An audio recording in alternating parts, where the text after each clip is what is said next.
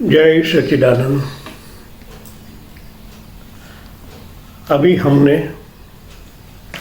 गुलाब के फूल को कैसे अभिमंत्रित किया जाता है वो बताएंगे। इनसे पहले हमने जल अभिमंत्रित करने की विधि आपको बताई। आप एक प्राणवान हो। जब आप ध्यान करते हो, ध्यान से आपका कनेक्शन इस ब्रह्मांड के अंदर होता है। ब्रह्मांड में परमात्मा की कई शक्तियाँ बिखरी हुई है। आप उनके साथ कनेक्ट होते हो ध्यान में।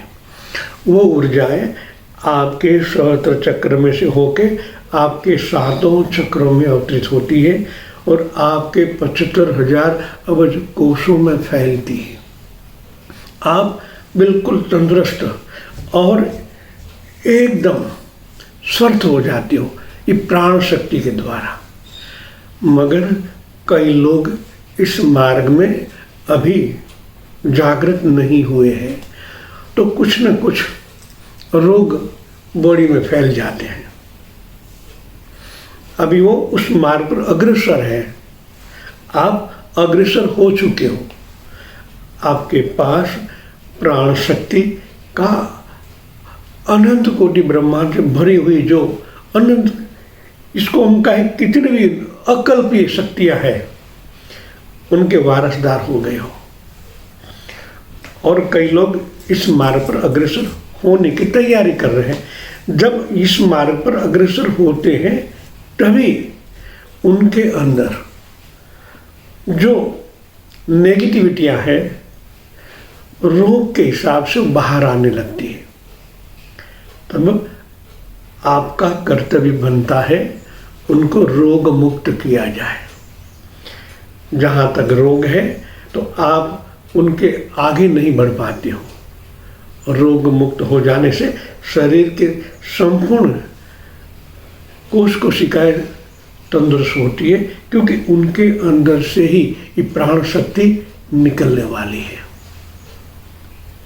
तो आपका कर्तव्य है उनको स्वस्थ करें, आरोग्य प्रदान करें। आपके पास जो ऊर्जा है उनका सदुपयोग करें। शायद पैसा कम ज़्यादा हो सकता है, मगर ये ऊर्जाएं, ये प्राण परमात्मा ने सबको दिया है।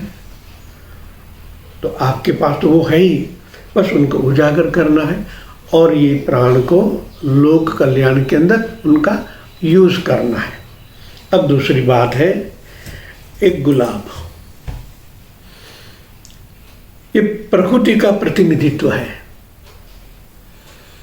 इनकी अलग अलग पंखुड़ियां शुरुआत 2 से होती। इनके अंदर आप देखें पराग है, यहां से पंखुड़ियां प्रकट होती है। मतलब आपका सहस्त्र चक्र 1000 पॉइंट है, उसमें से अलग अलग शक्तियां प्रकट होती है। इसी तरह इस गुलाब के अंदर परागरज है, उनके अंदर से ये पंखुड़ियां प्रकट होने लगती है। ये खाली पंखुड़ियां नहीं है, ये परमात्मा का और ये प्रकृति का प्रतिनिधित्व करती है।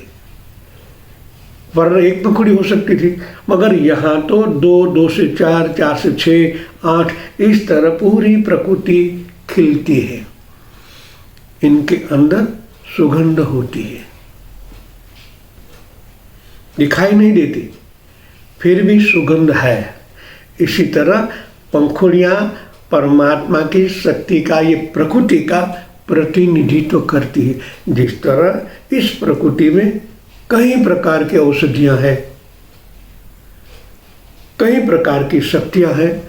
प्रकृति अपने गुणधर्म को ऐसे कई प्रकार के फूलों द्वारा प्रकट होती है। ये प्रकृति, और प्रकृति से हम बने हैं, तो निसंकोच इस प्रकृति में ये शक्तियां हैं रोग मुक्त करने के लिए। अब है गुलाब, कोई भी कलर का गुलाब का फूल हो। वैसे तो कई प्रकार के फूल हैं, मगर हर एक की क्षमता अलग अलग है। गलगोटा हो, मोगरा हो, ऐसे तो कई प्रकार के फूल है, मगर सबकी क्षमता अलग अलग है। एक गुलाब का फूल की क्षमता परमात्मा ने 40 दिन तक प्राण शक्ति का ऊर्जा सहन एक्सेप्ट करने की शक्ति इस गुलाब में है। आप एक बार संकल्प करके इनके अंदर प्राण अवतरित कर देते हैं, इनके बाद जो भी रोगग्रस्त है, एक गुलाब का फूल उनको टच होने से 1 महीने तक 40 दिन तक सतत करंट ऊर्जा उनको प्राप्त होती रहती है। धीरे धीरे ये रोगी स्वस्थ हो जाएगा। न कोई तकलीफ है, न कुछ तकलीफ आपको होगी। इस गुलाब के माध्यम के द्वारा आप उनको निरोगी कर सकते हो। इनमें भी यही संकल्प करना है। आपने ये गुलाब का फूल हाथ में पकड़ा, ऐसे करके आपके चक्रों के साथ कनेक्ट करके संकल्प करना है, हरिओम तत्सत, सच्चा सत्य, मेरी भक्ति, परम गुरु की शक्ति, फलाने आदमी की फलानी तकलीफ दूर हो। ऐसा 3 बार संकल्प करना है। पहले गणेश गुरु को याद करके जैसे आप संकल्प करोगे, आपका संकल्प इस गुलाब के फूल के अंदर अवतरित हो जाएगा। ये चार्जेबल हो गया। ये गुलाब का फूल अब शक्ति का प्रतिनिधित्व कर रहा है। आप जिनको दोगे उनका रोग धीरे धीरे दूर होने लगेगा। 40 दिन तक सतत उनको करंट मिलता रहेगा। जितना रोग गहरा है थोड़ा समय लगता है, मगर 40 दिन तक सतत उनको ये शक्ति प्राप्त होगी और उसका जीवन में आनंद प्रगटेगा। तो ये गुलाब का फूल बहुत इम्पोर्टेंट होता है। ऐसे चंपा का भी एक फूल है, अलग अलग कलर में उपलब्ध होता है। वो भी 3 मास तक ऊर्जा को ग्रहण करता है, एक्सेप्ट करता है। उनके द्वारा भी आप फूल को अभिमंत्रित करके दे सकते हो। दूसरे फूल है वो इतना एक्सेबल नहीं है। अब कमल की बारी।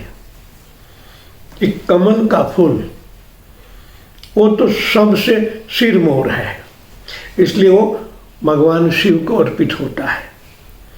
उनके अंदर 12 महीने तक इस शक्ति को एक्सेप्ट करने की, झेलने की क्षमता है, इसलिए महादेव जी को अर्पित होता है।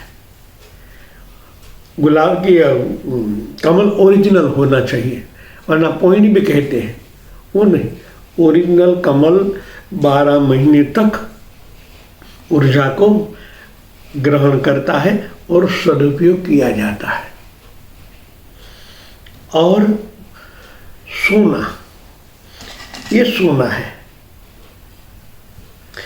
सोने के अंदर भी, इसलिए सोना हमारे देवी देवता भी पहनते हैं, हम उनको पहनाते हैं, खुद भी पहनते हैं। इनका अर्थ ये, इस सोने के अंदर 3 महीने तक ये ऊर्जा ग्रहण करने की शक्ति है। उनको धारण करने से आप 3 माह तक निरोगी रह सकते हो। इसलिए सोने का क्रेज ज़्यादा है, लेडीज़ों में ज़्यादा होता है, जेंट्स भी पहनते हैं। मगर इनके पीछे का अर्थ हमारे ऋषि मुनियों तब से चला आया है इनको ग्रहण करने का। इनको अभिमंत्रित किया जाता है। जिस तरह गुलाब का फूल किया, इसी तरह हाथ में पकड़कर संकल्प से इसके अंदर प्राण अवतरित किया जाता है। उनको धारण करने से आपके शरीर में एक अलग प्रकार की ऊर्जा सतत आपकी बॉडी में ट्रांसफर होती रहती और आप स्वस्थ रहते हो। ऐसे कई तरीके हैं। रुद्राक्ष है जो ओरिजिनल होना चाहिए, वो भी आपको इतना ही सहायभूत होता है।